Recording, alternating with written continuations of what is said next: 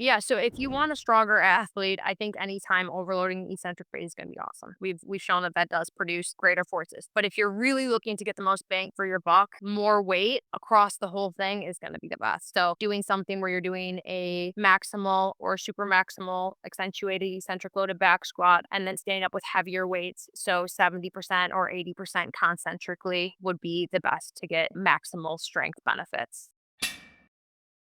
All right, Brooklyn, it's my pleasure to have you on Evidence Strong Show. If you could briefly introduce yourself, that would be great. Thank you. My name is Brookelyn Campbell. I am a strength coach at University of Houston. I currently work with women's soccer and women's softball. My background in research was done during my undergrad, which is where I did the research for my study we're going to talk about today, at Carroll University, and my co-authors are all from sort of Carroll University as well. All right, so today we talk squats, back squats specifically, and we will look at some biomechanics. So, but I will let you to introduce the study. So, what was the aim of the study? What you were trying to do? So the study was a comparison of braking and propulsion phases of accentuated eccentric loaded back squats in resistance trained women. I'll break down what that is. So braking and propulsion characteristics are the lowering phase of a squat and then the concentric or propulsion phase of a squat where you're lifting back up as well. So we're looking at both of those with the force characteristics and the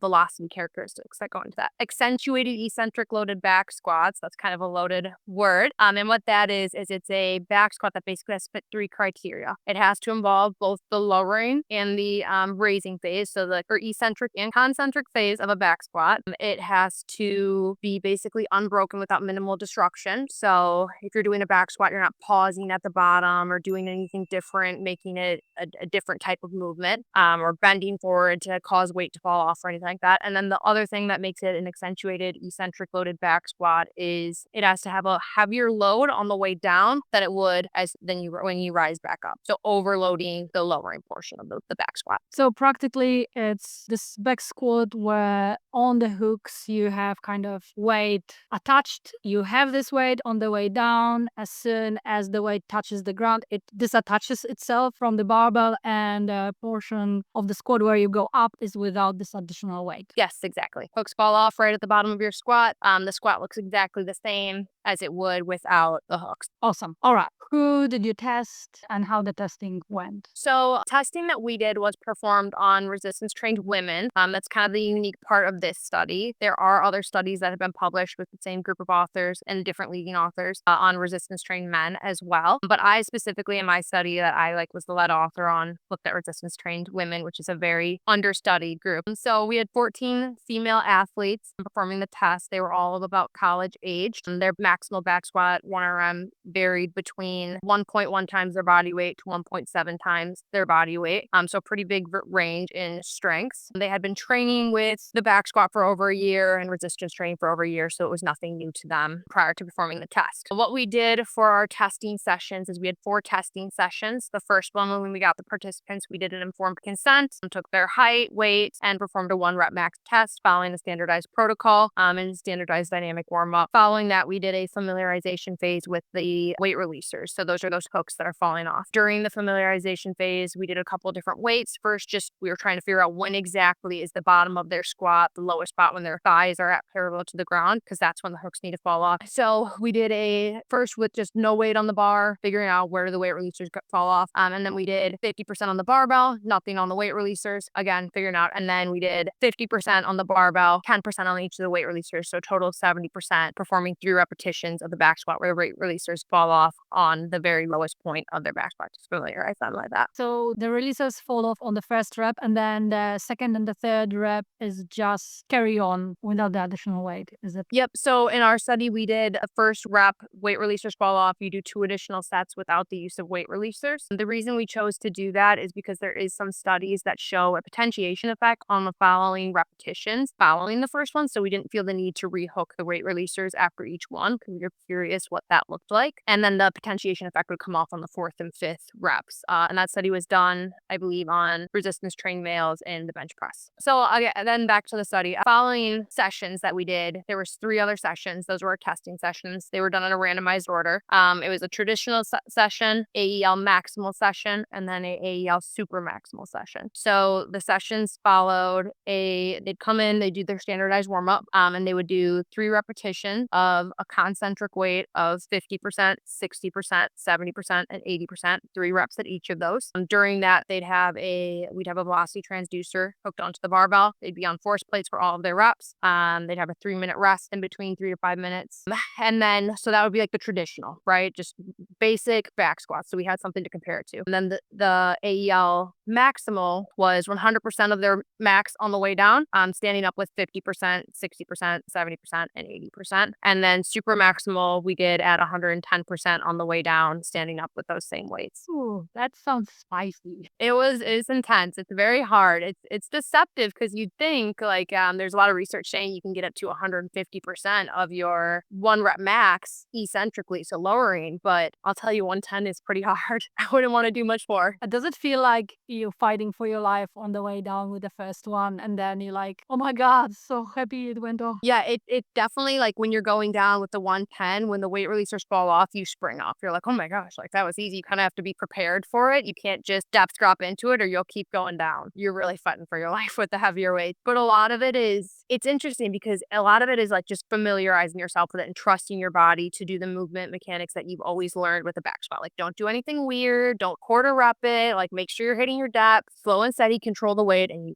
you got it. And how long does it take for an average person to learn how to do these squats? It really doesn't take long. I mean, we did 1 familiarization phase, which was really only 2 or 3 times using the rate releasers. Then they came in, and if they were doing AEL super maximal, they were doing it on their first testing session. So none of our participants, or at least not that I know of, were previously training with AEL. So it was a pretty quick learning process. You just have to trust yourself, do your regular squat. That was the number one thing we said is like, do your regular squat. Like change nothing about how you move in your regular squat. And it's interesting feeling the weight. You'll feel them sway a little bit. We had people to help steady the weight so that they weren't swaying back and forth before we got the squat, but it's just your basic squat. Really fast learning process. Could we go through what you have measured? We measured the braking mean force, braking duration, braking impulse, as well as the propulsion mean force, propulsion duration, and propulsion impulse. And then we also measured the mean barbell velocity and the peak barbell velocity during the back. Excellent. I think most of these terms people can comprehend, but could you explain an impulse? An impulse is sort of the combination of the duration and the force metrics. How so?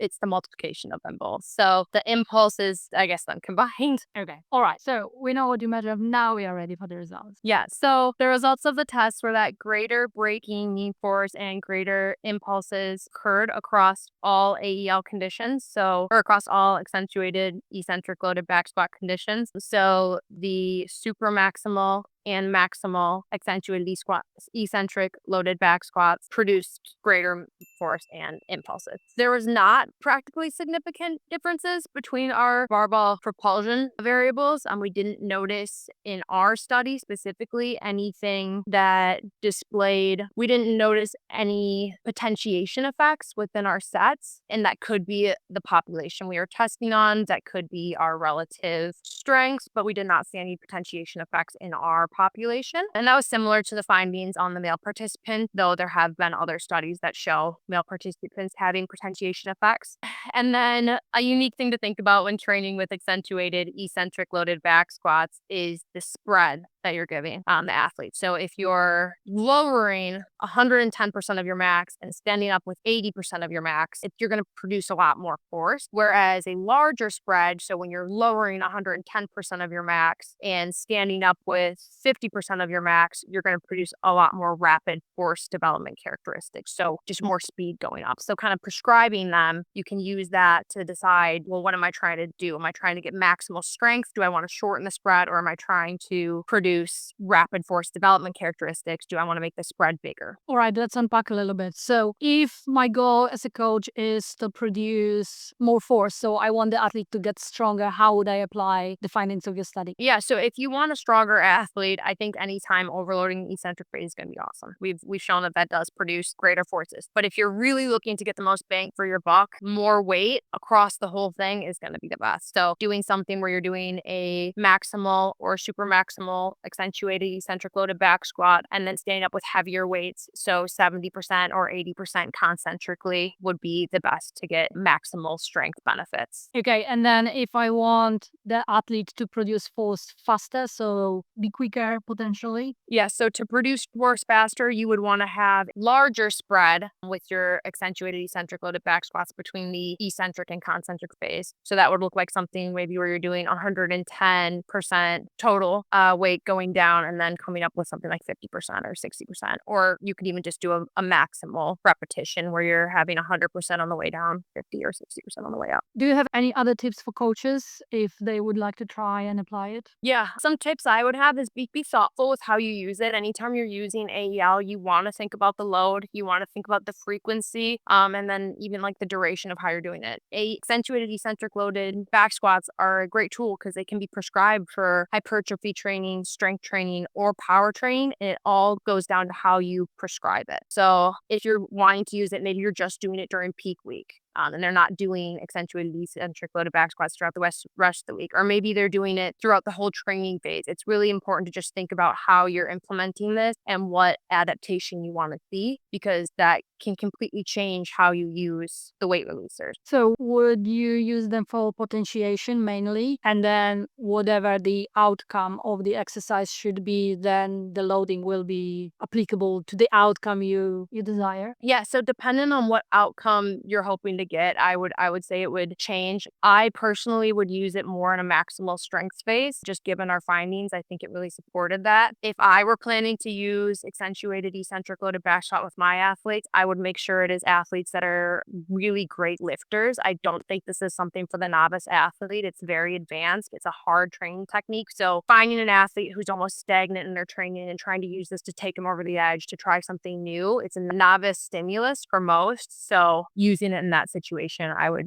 probably put it then. All right, so let's sum up. How, in maybe 3 sentences, would you use this type of training? I would use this training with my stronger athletes during the strength phase. And I personally like using it just during a peak week. So maybe on my 4th week or 3rd week of the block, doing a sort of an overtraining sort of stimulus and then not using it on a deload and taking it away. That's how I like to use it. Awesome. Do you use this technique with your athlete personally, your athletes? I do. I currently have a lot of younger athletes, so I haven't used it this year much. But last year, I had a large group of graduate students and seniors who had really strong strength and conditioning backgrounds and had back squatted for years. And I pulled a number of them to do accentuated eccentric loaded back squats with, and they thought it was the most fun and just something that they were like really felt that they were getting a great benefit out of. It's a unique thing. It brought excitement back into the weight room, so it was really cool. That's awesome. That's a good enough reason, I think. If you have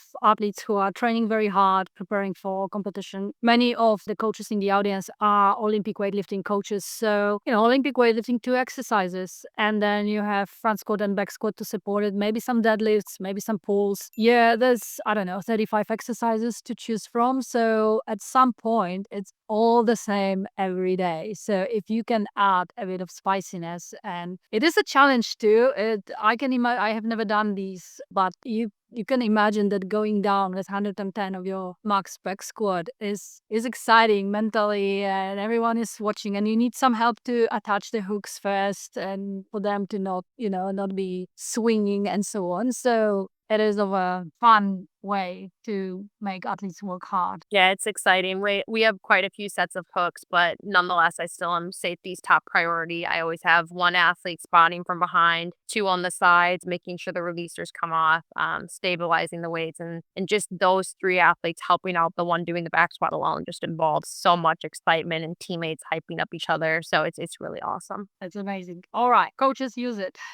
Absolutely. Put it in, try it out. Try it out for yourself first, and then try it out with your athletes. Awesome. Well, we have 2 questions to finish, short questions. The first one is, what is your favorite lift? So I saw that you were going to ask this one, and I went back and forth on what I should say, but my favorite lift is the front squat. I really do like front squatting. I like the core engagement. I feel like I always feel it when I front squat. I know I've done something when I front squatted. It's my favorite I know most people hate front squats, so whenever I say that, I'm like, "Oh, they're gonna hate this one." But it's just it hurts, you know? You feel like you got some good work in. Awesome. Hard worker. All right. Last question, where people can find you if they want to follow your work or ask a question or just see what you're doing with your athletes or with your research. I'm always available for email. So my email is bacampb2@central.uh.edu. And as well as Instagram, DMs are perfectly open. My Instagram is Brook988, and that's BROOKE